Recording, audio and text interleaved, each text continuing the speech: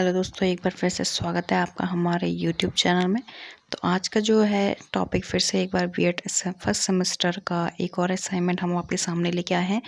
यह है पाठ्य पुस्तक विश्लेषण। मतलब किसी भी बुक को पढ़ने के बाद आप उसको किस तरीके से विश्लेषण कर सकते हो, आपको उसमें क्या चीज़ अच्छी लगी, क्या चीज़ उस बुक में ठीक नहीं थी, चाहे वो उसके इनर पार्ट से लेके हो या फिर उसके आउटर पार्ट से रिलेटेड हो, तो वो सब बातें आप इसमें बता सकते हो। पाठ्य पुस्तक विश्लेषण में आप यहाँ पे किसी भी बुक का विश्लेषण कर सकते हो यहाँ पे अपने सब्जेक्ट के हिसाब से। तो आप यहाँ पे सबसे पहले इंडेक्स आप देख सकते हो। हमने यहाँ पे सबसे फर्स्ट में पाठ्य पुस्तक विश्लेषण है, उसकी परिभाषा है, विश्लेषण और उसकी परिभाषा है। तो इस तरीके से कुछ 10 टॉपिक्स हमने यहाँ पे रखे हैं।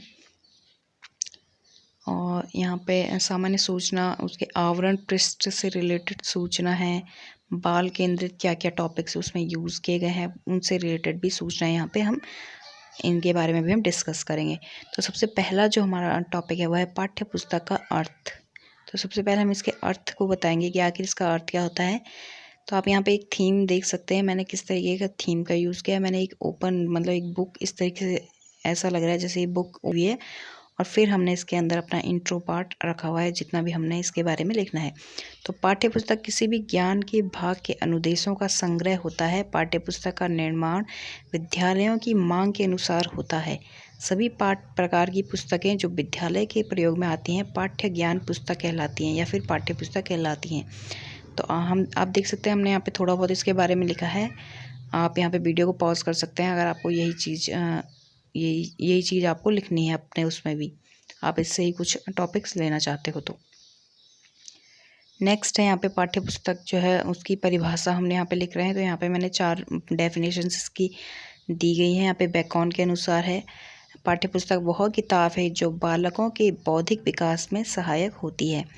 तो यहाँ पर ये एक परिभाषा हमने ली है। दूसरी है लेंज के अनुसार, पाठ्य पुस्तक विशेष अध्ययन शाखा के लिए एक गठित पुस्तक है। तो ऐसे यहाँ पे 2-3 डेफिनेशन हमने और दी गई हैं, आप इन्हें लिख सकते हो वीडियो को पॉज करके।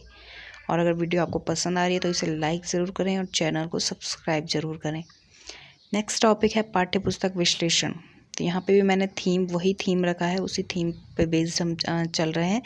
और यहाँ पे है किसी विधान या व्यवस्था क्रम की सूक्ष्मता से परीक्षण करने की तथा उसके मूल तत्वों को खोजने की क्रिया को विश्लेषण कहते हैं। विश्लेषण करना आज ज्ञान के सभी क्षेत्रों में विश्लेषण किया जाता है, जैसे गणितीय विश्लेषण, रासायनिक विश्लेषण, आर्थिक विश्लेषण।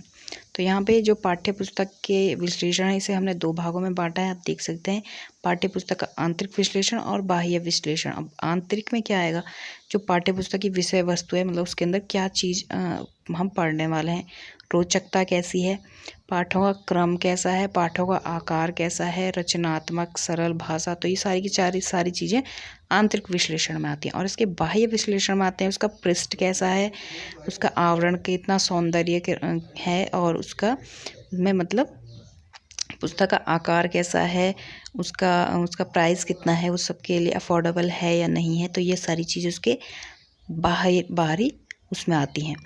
तो आप देख सकते हैं मैंने यहाँ पे जिस पुस्तक का यहाँ पे हमने विश्लेषण किया है वो है कक्षा 7 की गणित की पुस्तक है। तो यहाँ पे मैंने उसका एक कवर इंटरनेट से निकाल के अपने जो असाइनमेंट है उस पर हमने पेस्ट कर लिया। और यहाँ पे हम सामान्य सूचना दे रहे हैं उसके बारे में कि पाठ्य पुस्तक का जो शीर्षक है वो गणित है, प्रकाशन का सन है फरवरी 2007, माध्यमिक कक्षा 7 का है, प्रकाशन का नाम है एनसीईआरटी है, कुल पेज 330 है, कुल पाठ अध्याय 15 इसमें है, अंतिम अवलोकन इसका दिसंबर 2010 में हुआ है और कीमत इसकी 65 रुपीज़ लगभग है।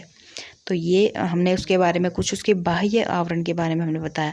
अब यहाँ पे आवरण पृष्ठ की हम बात कर रहे हैं कि जो इसका आवरण पृष्ठ किस तरीके का था। तो इसके लिए सबसे पहले आपको एक टेबल बनानी पड़ेगी और उसके एक साइड आपको विवरण और दूसरी साइड हाँ या ना और सामान्य में आपको जवाब देने हैं। तो फर्स्ट है आवरण पृष्ठ रंगीन है तो सामान्य है, सेकंड है आकर्षक है हाँ, सुसंगत है हाँ, शीर्षक रोचक है सामान्य है, क्योंकि ऐसे ही बस गणित और ये सब लिखा हुआ है तो सामान्य है।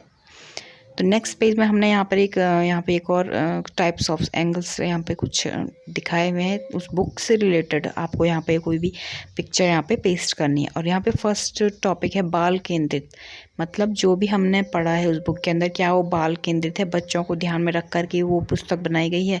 तो इस तरीके से आपको फिर से एक टेबल बनानी है और उसके एक पार्ट पे आपको विवरण और बीच में आपको हाँ या ना में जवाब देना है और यहाँ आपको नेक्स्ट में टिप्पणी में आपको अपने सुझाव देने हैं। तो फर्स्ट है बच्चों की आयु के अनुकूल है, तो हाँ ये पुस्तक बच्चों के आयु के अनुकूल है और फिर आपको टिप्पणी देनी है कि बच्चों को समझने में सहायक है ये पुस्तक। सेकंड ऐसे ही है कि बच्चों की कल्पनाशीलता रचनात्मकता का विकास करती है, तो यहाँ पर आपको लिखना है हाँ ये करती है और टिप्पणी आप दे दोगे सामान्य कल्पनाशीलता का विकास करती है। तो ऐसे ही आपको यहाँ पे कुछ टॉपिक्स हम दे रहे हैं, जैसे बालकों के पूर्व ज्ञान से संबंधित है, तो हाँ बच्चों को शुरुआती ज्ञान से इसका संबंध है। तो ऐसे ही आपको कुछ टॉपिक्स उस बुक के बारे में लिखने हैं और अगर आपको इन्हीं में से कुछ टॉपिक्स लेना है तो आप इस वीडियो को यहाँ पर पॉज भी कर सकते हो और यहाँ पे आपको हाँ या ना में उसके आंसर दे रहे हैं और लास्ट में आपको इसकी टिप्पणी अपने हिसाब से देनी है। तो यह है बाल केंद्रित बुक के जो हम बुक की विश्लेषण कर रहे हैं कि क्या वो बाल केंद्रित है, तो हाँ इस तरीके से वो आप उसमें जवाब दे सकते हो। नेक्स्ट है पाठ्यक्रम बोझ, मतलब उसका जो उसके अंदर पाठ हैं या फिर पाठ्यक्रम है, कितना अमाउंट में वो पाठ है, क्या बच्चों पे ज़्यादा लोड तो नहीं पड़ रहा है उससे। तो विवरण हाँ या ना और टिप्पणी, ये टेबल बिल्कुल सेम बनेगी इनमें और टॉपिक हो जाएगा विषय वस्तु पर।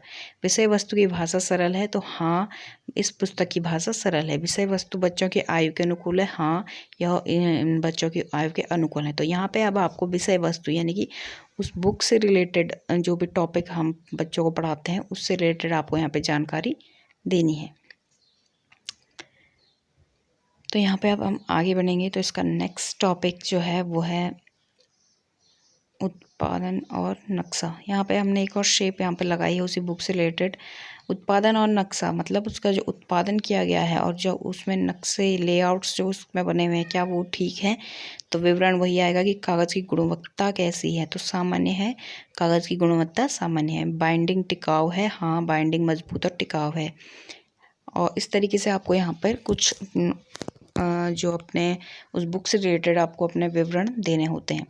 नेक्स्ट चित्रों की अगर बात करें तो वही टेबल बनेगी, विवरण हाँ या ना, टिप्पणी। तो आकर्षण है चित्रों में, तो हाँ प्रत्येक पार्ट में चित्र हैं। स्पष्ट है, हाँ चित्र स्पष्ट है। सुसंगत है, हाँ चित्र सुसंगत है। इस तरीके से आपको चित्रों के बारे में भी विवरण देना है। तो ये हो गई कुछ टेबल्स हमारे यहाँ पर, आप यहाँ पे देख सकते हैं। अब थीम मैंने इन सब का वही रखा है, एक ओपन बुक में मैंने इन सब को लिखा हुआ है।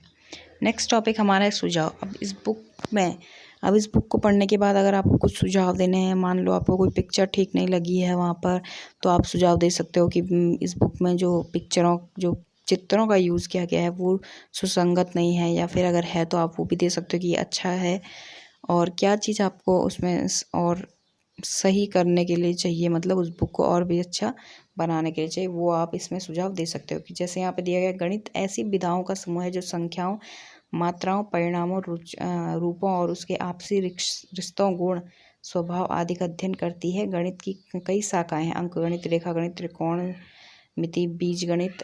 तो इस तरीके से आपको यहाँ पे थोड़ा बहुत बताना पड़ेगा कि मतलब अगर गणित का ज्ञान बच्चों को हो गया तो वो फिजिक्स, केमिस्ट्री इन सभी में ठीक हो सकते हैं, क्योंकि इन सब में भी गणित का इस्तेमाल होता है, यूज़ होता है।